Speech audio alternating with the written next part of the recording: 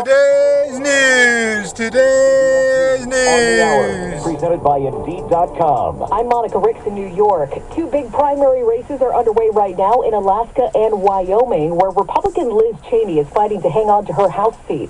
But her objections to former President Trump could cost her. Well, right off the bat, over 70% of the state of Wyoming voted Republican in the last presidential election, and she turned right around and voted against us. She was our representative, not her own. CBS's Steve Futterman is on the election's front lines.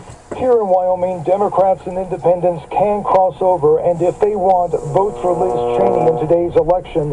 But even a massive crossover is very unlikely to be able to overcome the anger and dissatisfaction among Republicans who say they want Liz Cheney out. In Alaska, former Governor Sarah Palin's hoping to make a political comeback. Here's CBS's Robert Costa. Sarah Palin has been active in national politics in recent years, but this is her first run for office since she was on the ticket with John McCain in 2008. Since then, she has become an ally of former President Trump. First Lady Dr. Jill Biden has tested positive for COVID. CBS's Stephen Portnoy reports.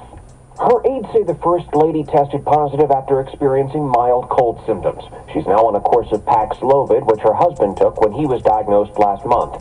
Dr. Biden is expected to stay in South Carolina, where the first family has been vacationing.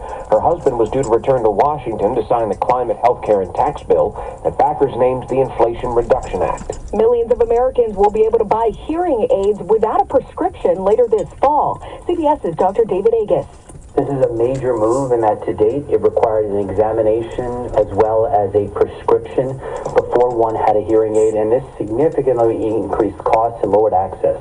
It's estimated that up to 30 million individuals in the United States have hearing loss, and only 20% of them are actually getting assistance. The move comes after a long-awaited rule which was finalized by the FDA today. Many kids are heading back to school now, but chances are their school won't have enough teachers to help them. Low pay and high rates of burnout among reasons some 280,000 teachers have called it quits. This was true before the pandemic, but it's worse now. Education Secretary Miguel Cardona telling CBS News states should use American Rescue Plan dollars to sweeten teachers' deals and make it easier for retired teachers to return to work. Vicki Barker, CBS News. More than 13,000 pounds of frozen meat pizza by Home Run Inn are now being recalled over possible metal pieces. No one's been hurt yet, but the USDA says if you have this in your freezer, toss it. The Dow's up 230 points this hour. This is CBS News. Well, that's today's news. Today's news. I didn't hear any good news, did you? I didn't think so. I guess it's all about perspective. The glass is half full. Well, as always, I want to thank you again for coming along with me on this Dash Cam News Adventures. You know the drill. Peace, love, and all that hippie jazz. Bye-bye, everybody.